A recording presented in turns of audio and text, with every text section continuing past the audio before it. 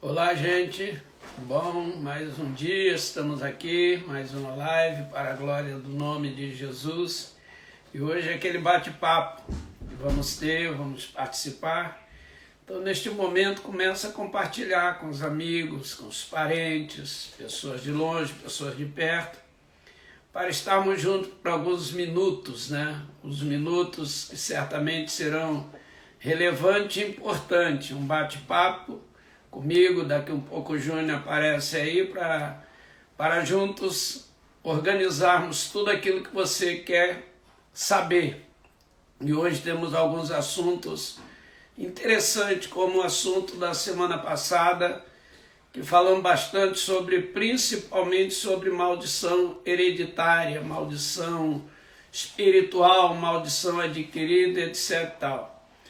E hoje temos alguns assuntos relevantes, então comunique aí, vamos lá, vamos compartilhar, chamar o pessoal, chama seu amigo mais uma vez, dá um toque para ele, dá um sinal que estamos online, estamos ligados pelo Instagram, canal pelo qual estamos comunicando com vocês. E cada dia, né, ontem, né, foi segunda-feira, tivemos uma live muito importante sobre aquilo que é o sobrenatural de Deus. A sexta-feira a gente tem outra live também pelo Instagram, que é sobre a igreja viver na plenitude da palavra. E hoje é esse bate-papo.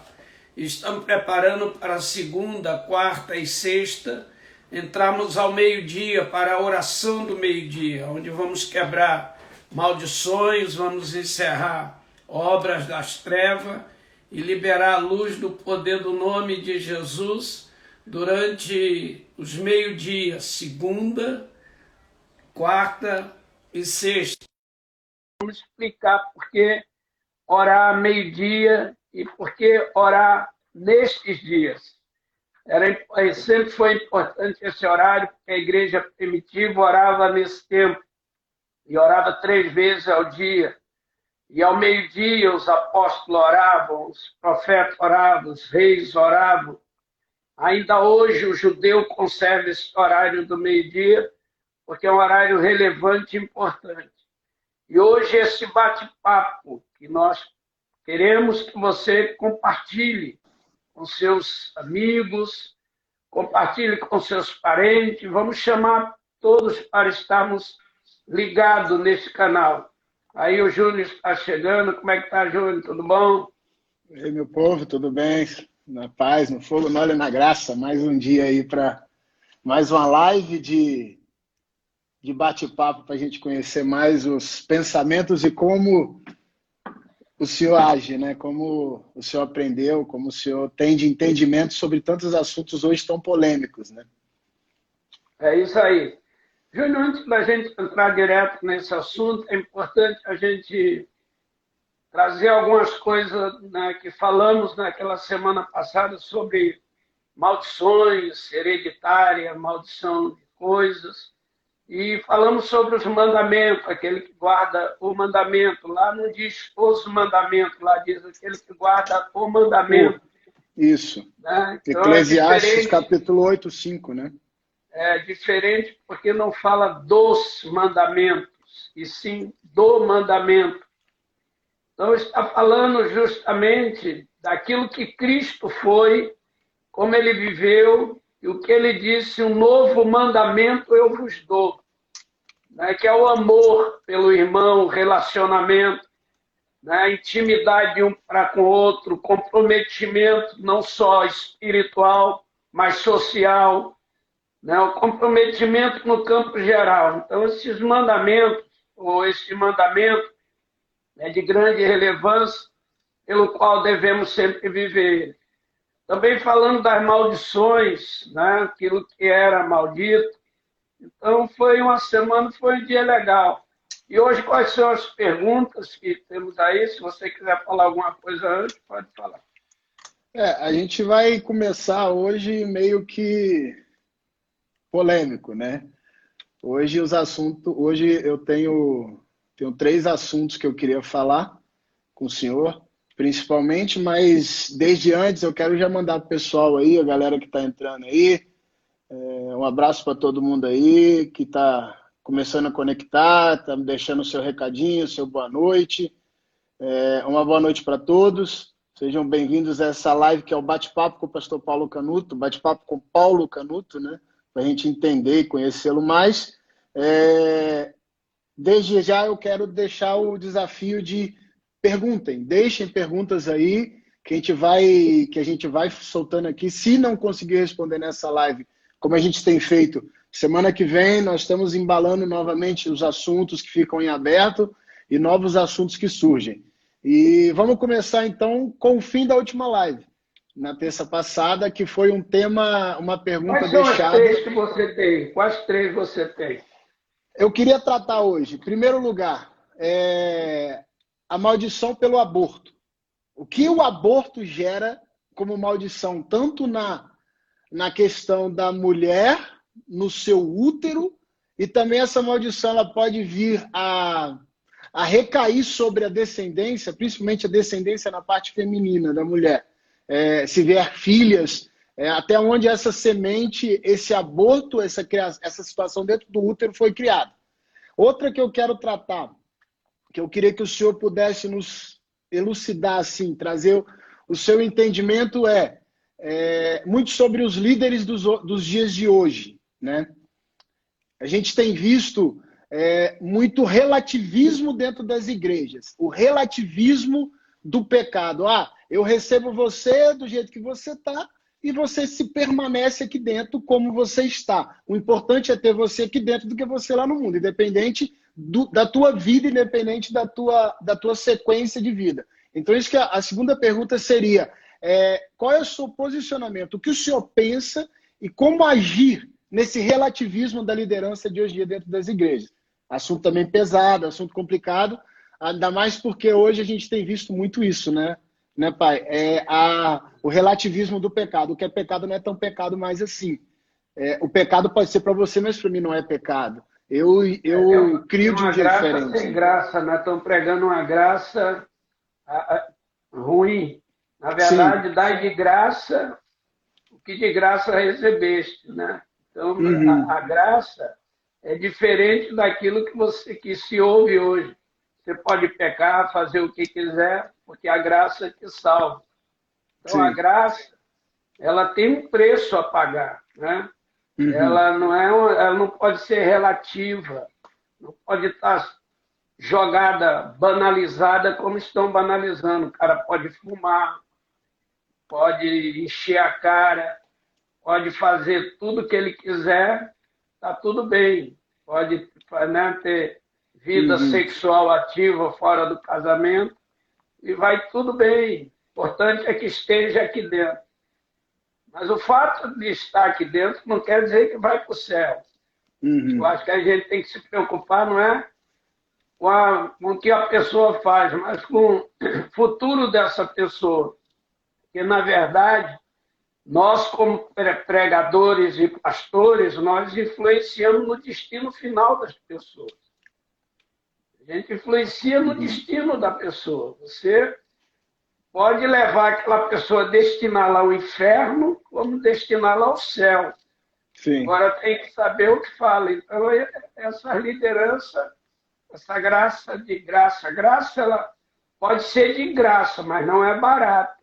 Ela não pode ser barata. Estou dando uma graça barata, uma graça terrível. Sim. E o terceiro assunto, né? Então, esse aí é só o start dessa segunda pergunta. E o terceiro assunto era exatamente isso. Se vê muito, se fala muito dentro da graça. Era essa pergunta que eu iria te fazer nessa noite também. Essa era da supergraça. O que o senhor tem a dizer, né? Nós temos alguns ditos pregadores, alguns ditos profetas. Eu digo dessa forma porque é difícil crer que são genuinamente profetas ou genuinamente pregadores de uma palavra, da palavra de Deus, né, com P maiúsculo, onde eles dizem que a graça superabunda, a graça, tudo é a graça, uma super graça, né? Então, eu queria também que o senhor discorresse a respeito disso. Essa graça que se prega hoje em dia é a graça bíblica? Ou é mais uma graça para encher templos, encher as pessoas nos lugares, completar as cadeiras de um templo, né? O problema está aí, a falta do conhecimento gera a ignorância. Como o conhecimento gera entendimento, gera sabedoria, a falta dele gera uma ignorância. Sim. E às vezes a ignorância ela passa a ser burra na mente das pessoas, pregadores como esse, porque eles não querem pagar o preço que deve ser pago, como Cristo pagou um preço para a redenção de pessoas. Sim. A gente olha aonde abundou o pecado, superabundou a graça. Então já está definindo. Aonde há, abundou. Quer dizer que não tem mais o pecado. Superabundou a graça. Então, na minha vida, por exemplo, quando eu vivia nas drogas, naquela coisa arada toda do mundão lá fora, o pecado era intenso. O pecado era marcante.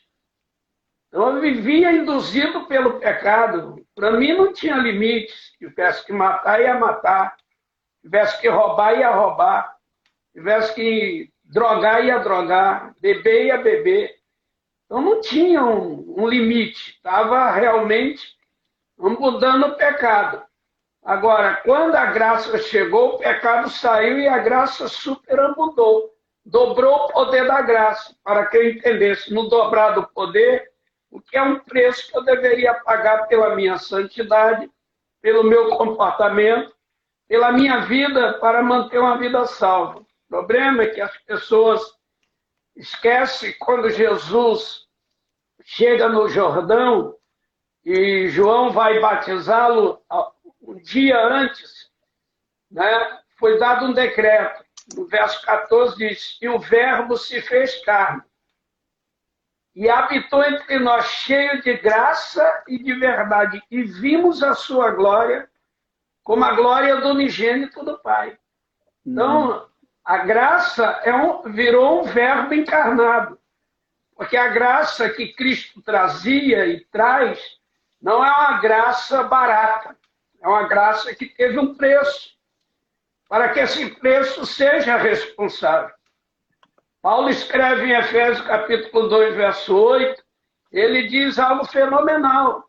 Ele diz assim: por meio da graça sois salvos, mediante a fé. Sim. Isto não vem de vós, é um verbo de Deus, é um dom de Deus. Então veja bem, pela graça sois, mas tem um mediador. A fé vai mediar a graça. Então, quer dizer, eu tenho fé para viver uma vida de pecado, de orgia, me apoiando na graça, que a graça vai me levar para o céu a todo custo, e não tenho fé suficiente por meio da fé. Por meio da graça eu salvo, mediante a fé. Então, isto não é dom de vós, é dom de Deus. Se é um dom de Deus, ele é um dom libertador, é um dom curador, é um dom transformador. Sim. É a graça provendo a graça. Quando diz no versículo 5, se não me engano, nesse capítulo 2 de Efésios, vai dizer que pela graça nós vamos assentar nas regiões celestiais em Cristo. Não sei se você tem aí Efésios capítulo 2, versículo 5. Mas diz isto. E aí vai dizer nós ainda mortos em nossas ofensas, nos vivificou juntamente com Cristo, pela graça sois salvos. Então, aí o verso seguinte: e nos ressuscitou juntamente com ele e nos fez assentar nos lugares celestiais em Cristo Jesus. Então pronto. Como é que o imundo pode estar sentado numa região onde Cristo pagou um preço pela graça, o verbo graça, para salvar, e o cara chega lá cheio de cachaça, cheio de droga, cheio de sexualidade, prostituindo, todo deformado, para viver nas regiões celestiais. Então Jesus não precisaria pagar o preço que pagou por nós. Uhum. Porque ele pagou o preço para que a gente entendêssemos que há uma riqueza na graça. Que Sim. a maior riqueza é a gente estar nas regiões celestiais. Então, pode dizer, onde abundou o pecado, superabundou a graça. Maravilha. Mas ele vai superabundar se tiver limpo o recipiente. Com o Sim. recipiente sujo, como vai? Paulo diz a Timóteo, ele diz algo tremendo, ele diz, Timóteo, fortifica-te na graça que está em Cristo Jesus. Né? Se eu não me engano, 1 Timóteo capítulo 2, versículo 1, ou 2 Timóteo 2, um dos dois, mas acho que é a primeira. Fortifica-te na graça que está em Cristo Jesus. Então, se a graça é algo que traz como vamos dizer, se é uma fonte fortificadora, se a palavra graça, fortifica-te na graça que está em Cristo Jesus. Ora, se essa graça está dizendo, Paulo está dizendo, fortifica-te nela, ele está dizendo, ganhe nela resistência para que o pecado não atue na sua vida. Para que o pecado não domine a sua carne. Quando o pecado vier, a graça tem que ser o fortificante. Uhum. Aquilo que te mantém sadio, curado e liberto. O que você acha? É forte. Ainda mais hoje em dia que a gente tem visto esse detalhe da supergraça e tudo mais, né? Em que tudo é válido, tudo pode, porque a graça já nos alcançou e isso não se perde mais, né? Então, trazer esse entendimento e com base, né, embasadamente bíblico, isso aí é muito forte, porque quebra muito do que está se pregando hoje em dia, né? Quebra muito do que está sendo ministrado hoje em dia. E só de um parêntese aqui, dar uma boa noite para o Djalma Toledo, nosso apóstolo, está aí, dando boa live. Um abração para o senhor. Renan também mandou um recadinho, também está acompanhando. Já temos duas perguntas aqui bem interessantes que já apareceram aqui já também, viu, pai? Nós vamos ter que depois vamos responder sim. A ILPM mandou e ela mandou duas perguntas interessantes aqui, daqui a pouco eu faço para ele também. Então, essa é interessante dessa questão da graça, né? O senhor já trouxe bem o embasamento bíblico. A graça precisa ser alcançada dentro da justiça e do juízo de Deus, né? Não pode ser banalizada. Se você for liberto, a graça te alcança, te liberta, mas a fé é que embasa a salvação pela graça, né? A fé tem que ser embasada. Por meio da graça você é salvo, mediante a fé. Isto não vem de vós, é um verbo de Deus, é um dom de Deus. Uhum. Então, por meio de uma, mediante a outra. Então, Sim. Se eu sou salvo por meio da graça, então a fé vai me limpar da desgraça que eu vivi. Sim. Porque o que é desgraça? É a falta da graça. O cara está sem graça, está destruído. Então, é muito importante prestar atenção nesse verso. Do capítulo 2 de Efésios, verso 8, é importante, porque ele diz, por meio da graça você é salvo, mas mediante a fé. Sim. E isto não vem de vós, é um dom de Deus. E no verso 5 diz que ele nos ressuscitou e para viver com ele nas regiões celestes. Pela graça, nós somos salvos. Uhum. Então, pela graça, a salvação existe. Mas existe um processo de transformação. E o que vai te transformar é a fé. A fé é a fonte que nos transforma, porque cada dia eu debruço meu joelho e digo, Deus, pela minha fé, eu renuncio esse desejo, essa paixão, essa vontade. E a graça, então, vai construir isso. Continua o seu processo. Boa. Isso aí, então, essa questão da graça que a gente vê hoje em dia, ela se quebra dentro da própria Bíblia, né? A Bíblia derruba a supergraça que é ministrada, né? A importância disso, de entender a completude do versículo. A gente precisa entender o versículo por inteiro e muitas vezes entender o capítulo, toda a feição do versículo. Assim a gente tem uma definição. Então já está definido aí, acho que não resta dúvida que a graça pregada em muitos púlpitos, em muitas praças, em muitas lives, muitos cultos online que estão sendo ministrados aí é quebrada pela própria Bíblia, né? Eu acho que quando a gente embasa a palavra, você mata completamente as interpretações dentro dela própria, né? A base dela... A Bíblia deixa você bem claro em João 1,14. Né?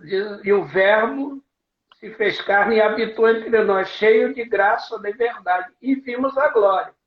Então ali, o Verbo se fez. O Verbo não se fez carne para gerar carne. Ele se fez para gerar o homem espiritual. Para gerar um Adão de novo, homem de Deus, pessoa sem contaminação. Então, essa graça, super graça, a graça, Júnior, entenda sempre que essa graça, ela é de graça, dá de graça que receber, mas ela não é barata. A graça que a gente está ouvindo falar, super graça, é uma graça barata, é uma graça superficial, pobre, e vai levar milhões para o inferno. E esses caras que pregam isso irão para o inferno. Por isso que Paulo diz, Timóteo, fortifica-te na graça que está em Cristo. Por que Timóteo?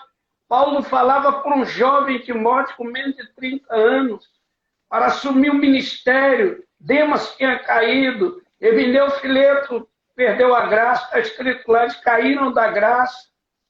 Paulo diz, e eles caíram da graça.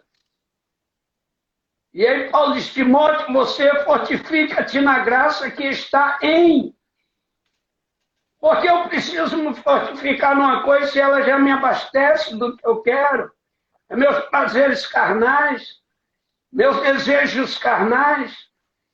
Então, ela é forte dentro de mim. Agora, quando Paulo está dizendo fortifica-te nela, ele está dizendo resista o que é carnal. Quando ele fala para Timóteo, né, ele diz, torna-te padrão dos fiéis, no 4, versículo 12 do capítulo 1 Timóteo 4,12, ele diz, fortifique, olha só o que ele fala lá, torna-te padrão dos fiéis na palavra, primeiro um dedinho, no procedimento, segundo dedinho, né? Olha só, na fé, na pureza. E ele vai mostrando ali, torna-te padrão dos fiéis. E ele dá 5 pontos pelos quais devemos tornar padrão dos fiéis. E quando termina, diz, pureza. Então você tem que ser padrão na palavra, no procedimento, no amor, na fé e na pureza. Sim. São os 5 pontos. Olha, o que Paulo está ensinando? Não, Timóteo, você pode pecar, cara, você é jovem, uma vida ativa aqui, um sexo ali, uma droga aqui, um baseado, uma maconha ali, não vai te fazer mal nenhum. Você não pode fazer isso como regra de vida. Cara, não vai. Aonde estaria o padrão dos fiéis? Aonde estaria o padrão dos fiéis? O procedimento do fiel? O amor do fiel? A fé do fiel? E a pureza do fiel? São 5 pontos que Paulo dá. Então ele está dizendo, fortifica-te na graça, para que você não cometa o que eles estão cometendo. Para que vocês não vivam o que eles estão vivendo. Para que você seja, Timóteo, o homem gerado do útero da sua mãe, embasado pela fé, embalado no seio da sua avó, pela fé da sua avó e da sua mãe. Então, cara, é totalmente equivocada essa graça que se prega. Ela não, para quem fez a pergunta, ela é negativa, é destruidora, não se pode seguir com ela. Boa, boa. Dá um abraço para a Flavinha. Flavinha, nossa parceira de liderança. Beijo no coração de vocês aí. Flavinha, Roberto, os filhos. Fernandinho, lá de Umuarama, também está acompanhando aqui. Aí tem uma galera boa aí na live aí, Leozinho Manicardi lá de Moarama, o Lê também aqui de São Paulo também está na área. Eu ia entrar nas outras perguntas aí que eu já te fiz, pai, mas tem uma aqui que eu achei legal, a gente pode responder ela. Ela perguntou assim, aí, acho que é ILPM 91, 1991, ela pergunta assim, como podemos cultivar o amor ao próximo, fazê-lo nascer dentro de nós de forma genuína e crescer? Como cultivar esse amor ao próximo? Como fazer esse amor genuíno? Sabe, esse amor que não tem pedido de troca, né? Como que eu cultivo esse amor dentro de mim pelo próximo? Que ela está fazendo a pergunta. Em primeiro lugar, é mudança de vida, né? E você tem que entender que se você nasceu de novo, eu acho muito bacana aquele versículo de 2 Coríntios, capítulo 5, versículo 17. Assim, se alguém está em Cristo, nova criatura é. As coisas velhas passaram, tudo se fez novo. Nós somos salvos pelo sentimento de Deus, não é o nosso sentimento. João 3,16 diz, porque Deus amou o mundo de tal maneira que deu seu Filho unigênito para todo aquele que nele crê, não pereça, mas tenha a vida eterna. Então a Bíblia está dizendo que não foi o meu sentimento que me alcançou, foi o sentimento de alguém que é Deus. E por amor de mim, ele deu o seu filho. Por amor, ele me suportou. Muito bacana quando a gente lê o capítulo 11 de Oséias, fala sobre este amor, laços, cordas humanas. Deus criou uma rede de formas de te trazer para Ele. Então, quando você chega em Deus, você vem contaminado. O amor dele entra no seu espírito e te descontamina, te desbloqueia.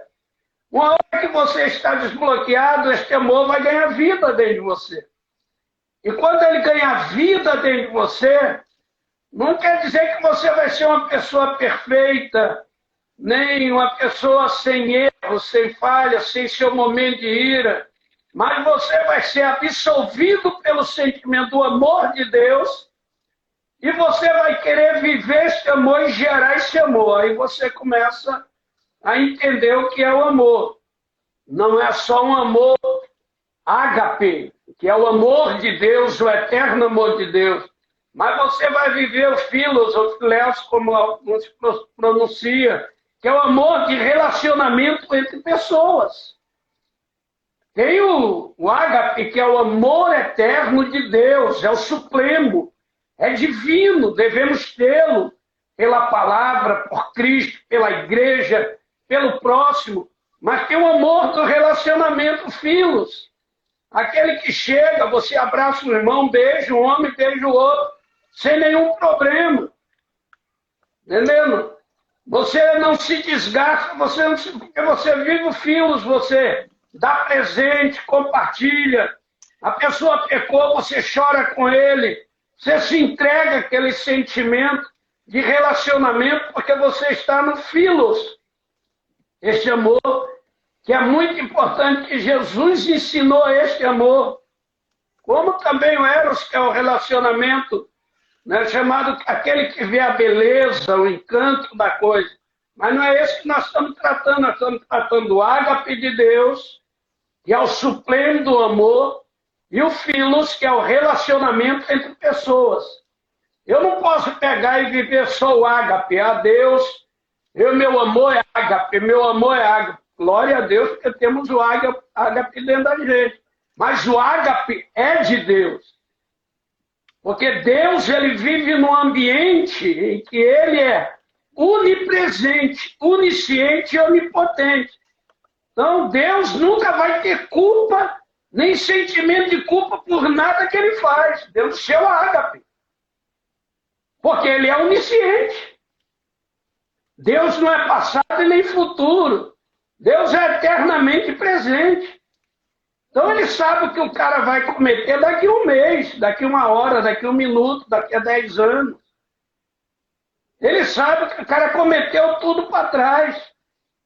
E ele sabe, então ele vive no seu tempo.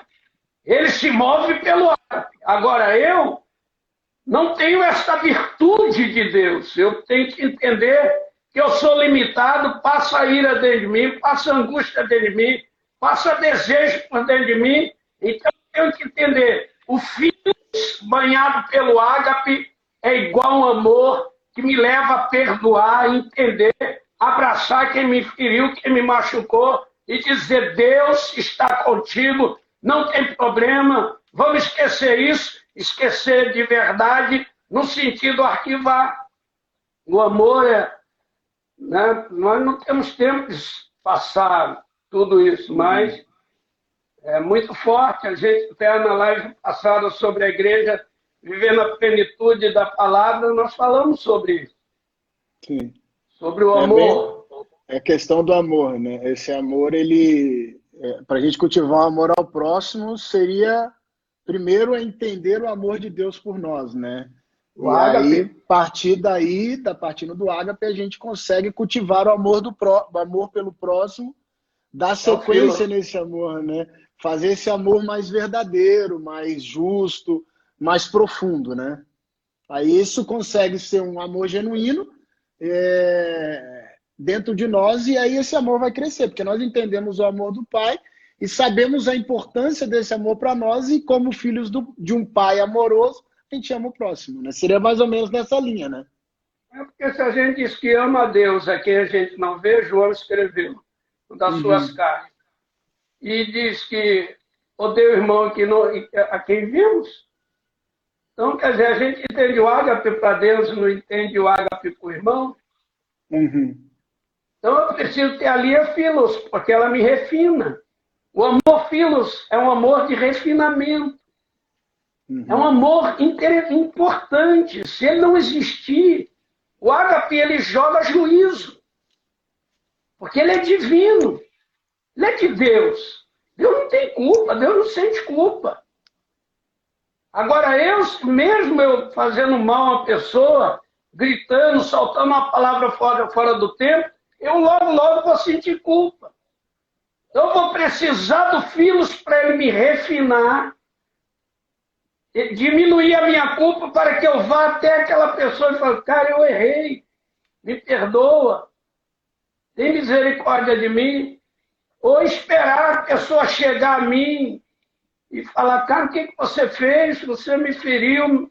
E você abriu o caminho com filos e fazer o caminho, fazer a estrada para o ágape de Deus. Porque o ágape é um amor supremo, mas ele é de Deus.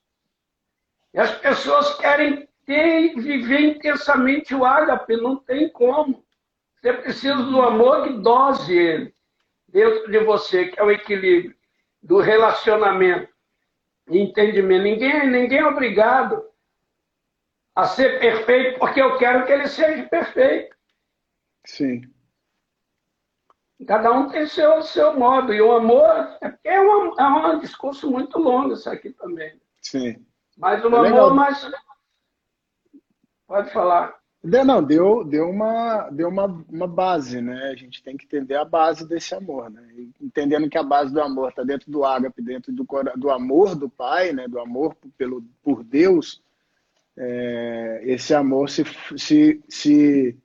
solidifica e se firma dentro de um amor de irmão, um amor terreno, vamos dizer assim, né? O amor entre aqueles que nós vemos e tocamos e sentimos, né? É o filos. Sim. Ele toca, ele fala, ele é capaz de ligar para você e dizer: cara, eu estou com saudade de você. Não, o Djalma não faz isso, só pode. Djalma. Sim, o Djalma faz isso. Estou com saudade de você. Cara, estou com muita saudade. Esse é o filos. Não é o ágape. Ele está banhado pelo ágape. Porque o ágape, ele é tão genuíno em Deus que ele atua no modo de Deus. Ele atua no campo da onisciência, da onipresença, da onipotência. O filos, ele trabalha no campo do limite humano. Até onde eu posso ir com essa pessoa? Até onde eu posso suportar essa pessoa? O ágape não tem isso. Quando ele executa o juízo ágape, ele absolve da culpa. Deus não tem culpa. Sim. Mas se eu for agir com ágape e punir uma pessoa, eu sinto a culpa. Porque eu não sou onisciente, onipresente, onipotente. Eu preciso do assessor, do acessório, do amor chamado filos, que me leva a dizer eu te amo, eu compro um presente, trago. Né? É o amor de um pai pelo filho, de um filho pelo pai, de um irmão pelo irmão, de um amigo pelo amigo.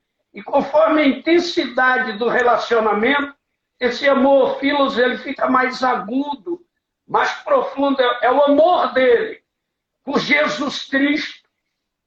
O filos entre Jesus e a gente é maravilhoso. Jesus te dá presente. Jesus diz que tem saudade da gente, olha só, e ele é onipresente. Então, é esse amor que a gente precisa entender. A gente quer ágape. Eu sou amor ágape. Eu vivo ágape, perfeito. Não estou discordando e é isso mesmo. Mas você precisa do filos, que te mostra seu limite, sua fraqueza e a fraqueza do outro, e a tolerância e o perdão em busca de um relacionamento melhor. Boa, boa, boa. Espero que tenha respondido aí, viu, Lu? Obrigado aí pela pergunta. Você também deixou uma outra perguntinha aqui. Essa eu acho que a gente vai ter que deixar para a semana que vem, porque essa daqui ainda é muito mais longa. Encaixa dentro da questão do amor, tá, pai? Ela perguntou assim, o divórcio é pecado? Perguntinha. Existe alguma situação em que Deus permite e apoia ainda esta atitude? Como, por exemplo, um caso de cônjuges que se humilham e se maltratem entre si, um maltrato mútuo. Eu acho, não sei se a gente entra nessa pergunta agora ou a gente deixa para a semana que vem como base para a gente ter mais tempo. Vamos deixar ela para a semana que vem, até porque eu tenho opinião definida sobre isso. Sim, por isso mesmo que eu pergunto. Que, assim, é um assunto... Até a Antonildes mandou aqui, eita, realmente é um assunto complexo e, assim, existem muitas definições, né? Muitas determinações, muitos pastores batem o martelo em cima de um assunto desse e não trazem interpretações sobre isso. E como eu conheço o senhor, eu sei que o senhor tem uma definição disso, eu queria que o senhor discorresse sobre isso. Talvez seja melhor para a próxima semana mesmo, né? Porque é uma dose muito cavalar, né? De um assunto do amor para o divórcio, né? Porque é a tal palavra, né? Aquele que une, aquele que Deus uniu, separa o homem. Aquele que Deus uniu, separa o homem, pode separar. Eu tenho minha definição sobre isso, né? Sobre divórcio, separação de cônjuge, eu tenho minha definição. Eu não sou preso à teologia, não. Sim. Sou preso não sou engessado aos teólogos. Eu não sou engessado. Para entender algumas coisas, eu fui a Cristo. E Cristo me fez pergunta para me dar resposta. Eu perguntava, me fala sobre isso. Ele me fazia uma pergunta.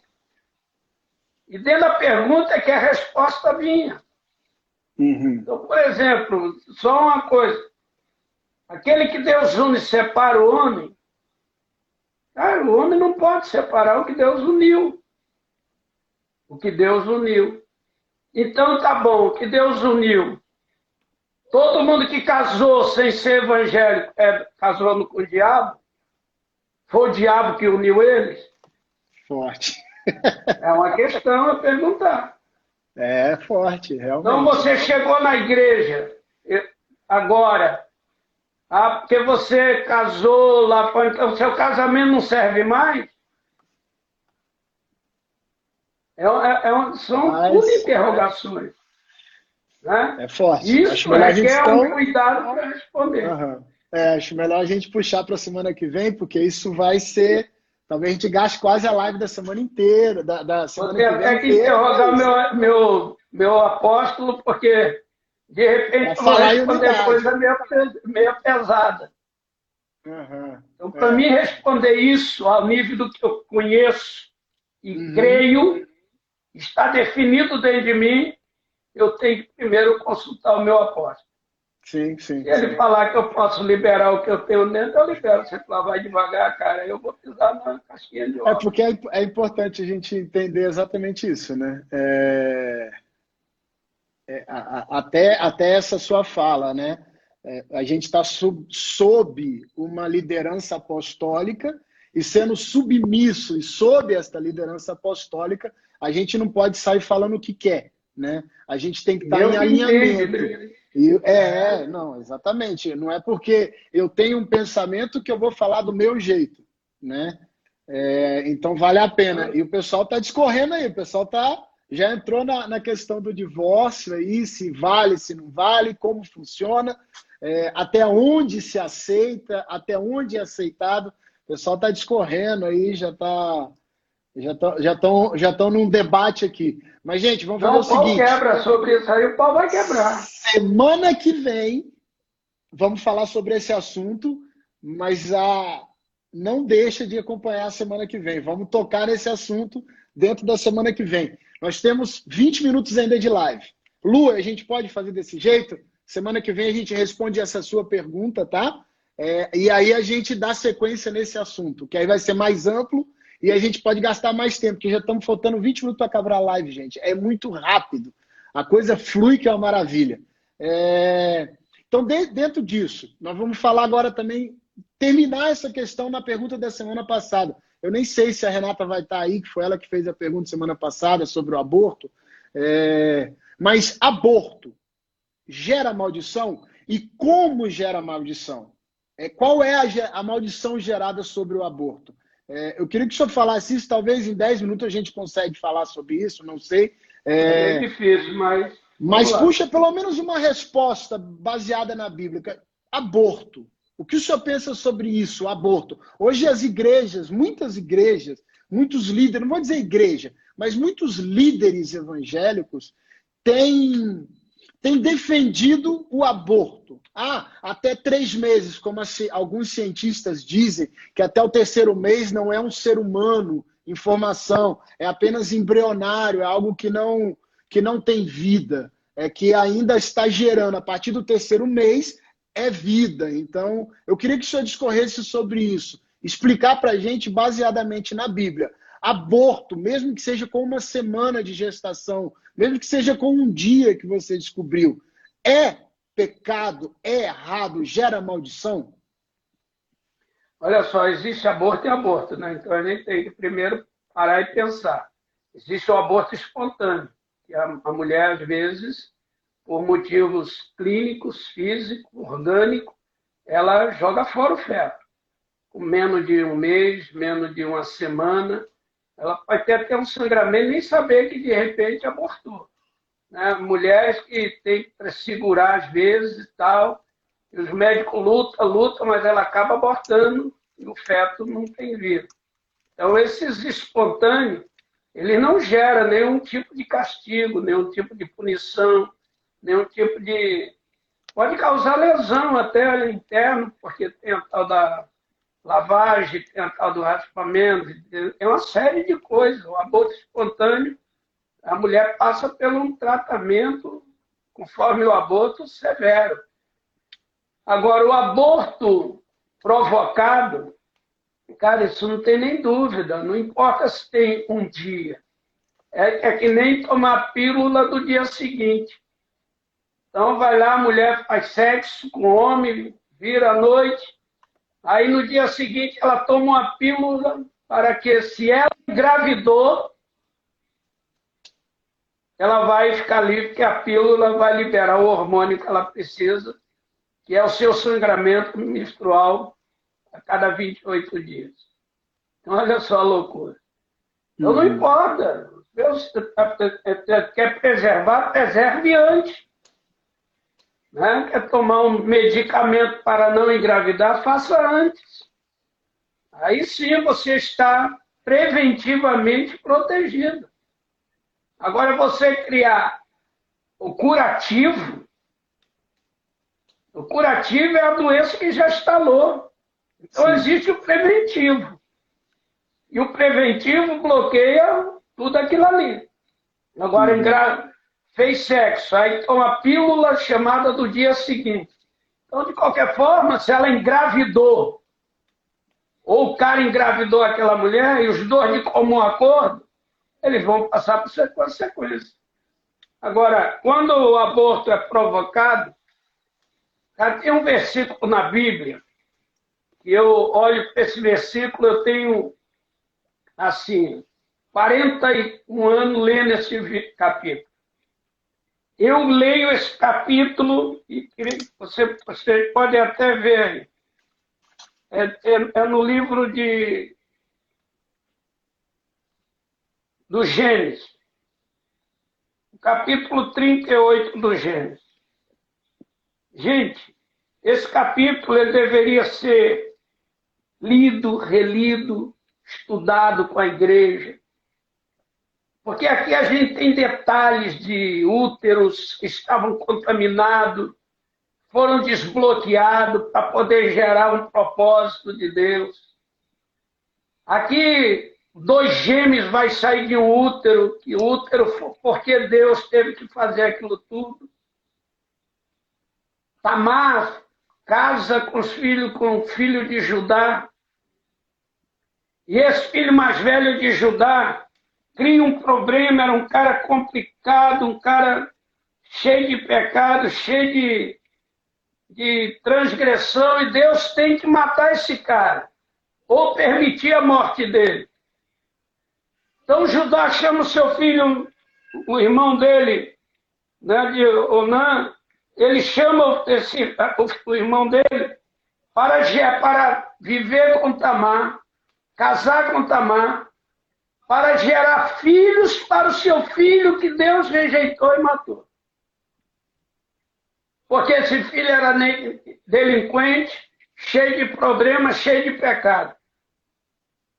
Aí quando a gente olha o versículo 8, olha aí, lê aí. 8. Então disse Judá a Onã: toma a mulher do teu irmão, casa-te com ela e suscita descendência a teu irmão. Onã, porém, soube que esta descendência não havia de ser para ele. E aconteceu que, quando possuía a mulher de seu... Vê bem. Olha bem o que está dizendo. Porque morreu por ser delinquente. Ele era o primogênito. Versículo 6 fala bem isso. Quando Judá chama Onã para casar com Tamar, ele diz assim: casa-te com ela e suscita descendência a teu irmão. Onã entende que os filhos que virão não é filho dele. Era como se fosse hoje, né? Pega o embrião de uma pessoa, coloca dentro da outra e gera um filho. Mas é filho daquele DNA, mas não faz parte daquele DNA porque foi feito para esse aqui. Então, esse aqui passa a ser o filho. Onã pega e fala: não, como é que é isso? Então, olha o que ele faz no versículo seguinte. Versículo 9. O 9. Onã, porém, soube que essa descendência não havia de ser para ele, e aconteceu que, quando possuía a mulher de seu irmão, derramava o sêmen na terra para não dar descendência a seu irmão. Olha o que ele fazia, cara. Isso aqui é tão grave como o aborto. Porque ele pegava uma semente, que ele sabia que tinha semente, e ia gerar essa semente, ele joga na terra seca. E a semente morre. A Bíblia diz que Deus ficou tão indignado, no versículo 10, que isso fazia mal aos olhos do Senhor. Como está escrito aí? E o que fazia era mal aos olhos do Senhor, pelo que também o matou. Então, a questão do aborto é uma questão socialmente discutida, mas à luz da Bíblia, ela é complicada. Agora, a questão do aborto gerar uma maldição dentro do útero para os outros filhos, aí é uma outra coisa. Porque não é porque minha mãe abortou por querer que de repente ela tem outra relação e eu venho e saio maldito dali. Não, não é obrigatoriamente eu sair maldito. Mas aquela mulher, enquanto não se arrepender e não confessar um pecado de homicídio que ela cometeu, ela é portadora de uma palavra maldita que pode levá-la ao inferno. Uhum. Por isso que deve confessar. É um tipo de pecado que Onã praticava da maneira bruta dele, de jogar o sêmen, a semente no chão e matar o propósito daquilo que seria um projeto de Deus. Uhum. Por isso que você vai encontrar nesse capítulo, quando Judá engravida Tamar, vamos encontrar no versículo 27 ali, 28, né, que no versículo 26 vai dizer que quando aconteceu tudo isso, a parteira, quando foi lá para ver ela, para dar à luz, descobriu que no útero dela tinha 2 filhos. Uhum. Ela amarra um fio de escarlate numa mão e o molequinho puxa a mão para dentro. Olha só, aquele útero não era um útero maldito, mas estava carregando a simbologia de 2 irmãos, um maligno, maligno, maligno, cuja semente ficou estéril e ele não conseguia engravidar sua mulher, a semente era estéril e Deus o matou. E o outro tinha semente boa e jogava no chão e Deus o matou. Então aquele útero carregava uma forma de maldição, de identidade de um marido e de um cunhado que não conseguiu suscitar uma geração. Se Onã deixasse ela engravidar e viesse um filho, seria uma geração abençoadíssima por Deus. Ou seja, Onã matou os filhos dele.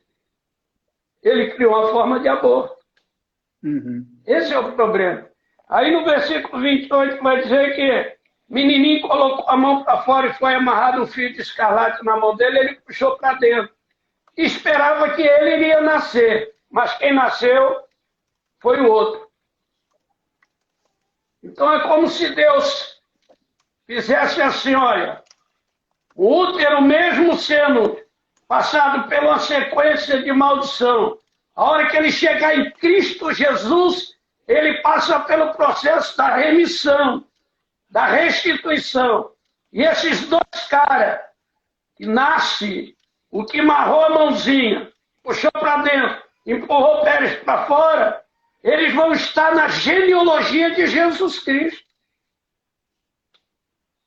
Porque quebrou-se um elo qualquer de ilegalidade daquele útero que era da tribo de Judá. E veio como filho de Judá. Olha só, Judá não ressuscitou, não suscitou melhor descendente para o seu filho Eri. E nem pelo seu filho Onã. Ele, sem querer, a mulher que foi atrás dele, lendo o capítulo todo vai entender isso, se fez de prostituta, tirou as vestes da sua viuvez, que já havia anos passado, décadas. Quando a mulher de Judá morre, a sogra dela, Judá cumpre o tempo de luto e vai para a tosquia de animais. E ela fica entre 2 fontes de água, tira as vestes da viuvez e veste as vestes de prostituta. E aí Judá vai, pega essa mulher, prostitui com ela. Ela pega o cajado dele, pega o manto dele, a capa dele e pega o anel dele. E diz, isso aqui é para garantir no futuro que você esteve comigo. E quando descobre isso, então ele descobre que está grávida. Veja bem, Judá não está dizendo que ele suscitou o filho para o filho dele. A descendência passou a ser dele. Então, cara, é muito complexo. Agora, a maldição para o filho depois do aborto que nasce, não, a maldição não é aquilo ali. A maldição recai sobre ela. Né? É o pecado. Uhum.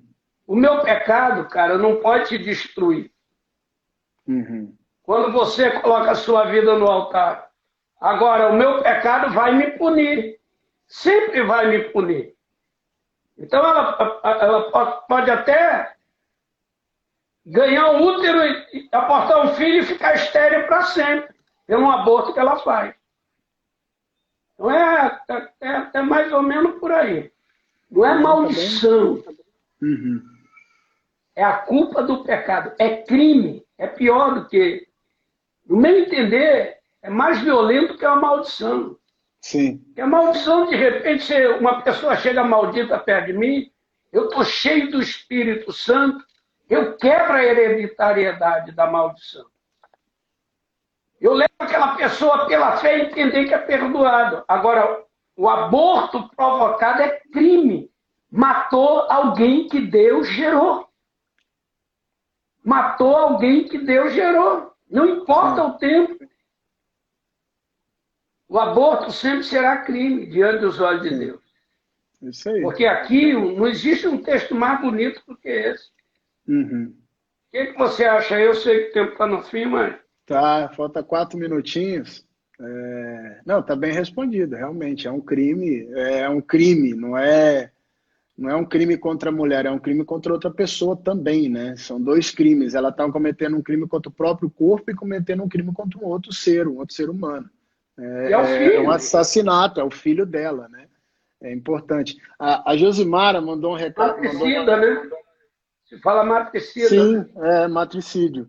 A Josimara mandou uma mensagem e falou assim, mas a fecundação pode levar até 72 horas para acontecer. Quando o senhor estava falando a respeito da pílula, do seguinte, Josimara, é que assim, na realidade, cientificamente, nós temos 3 minutinhos, já vou encerrar com isso aqui, e as outras perguntas, semana que vem nós vamos responder todas elas também, que tem uma outra pergunta aqui em cima também a respeito de liderança e tudo mais, nós vamos falar sobre isso. Mas, Josimara, a fecundação leva de 20 minutos a 72 horas, entendeu? Ela pode ocorrer já no ato ali, com 20 minutos, eu pesquisei sobre isso, tá?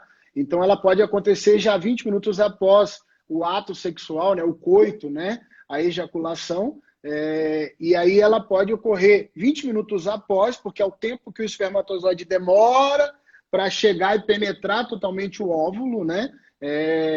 Após a ejaculação, como pode demorar até 72 horas para ele conseguir fecundar o óvulo. Então, é muito relativo. A pílula do dia seguinte, você toma 24 horas depois, a mulher toma, e aí ela já pode estar fecundada, entendeu? Ela já pode ter acontecido essa fecundação. Então, seria mais ou menos isso.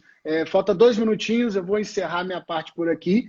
Foi muito rápido, foi muito bom, muito polêmica essa live, né? Semana que vem não deve ser diferente. Mas eu gosto, cara. Não, é importante porque a gente vê muita liderança fugindo do polêmico para apaziguar, botando panos em cima para não criar situações. Mas se a gente eu quero criar igual a moça está debatendo aí, isso que eu quero. Eu quero que a pessoa fale o que ela falou. Então, gente, quando vocês estiverem vendo, pode mandar, eu vou jogando aqui para ele responder, para ele criar. Então, um beijo para vocês. Deus abençoe grandemente. Semana que vem nós estaremos de novo com o bate-papo com o Paulo Canuto. Sexta-feira a live, né? Também estaremos aí. Então, Deus abençoe grandemente vocês. Pai, termina daí que eu estou indo ali. Valeu, gente. É isso aí. É continuar. Vem com as perguntas. A gente tem resposta. Não vamos fugir das respostas. O que falamos é real. É real. Mas no comecinho da semana que vem eu quero abrir este discurso no começo de novo. Deus abençoe vocês. Pergunta e resposta. Tamo junto.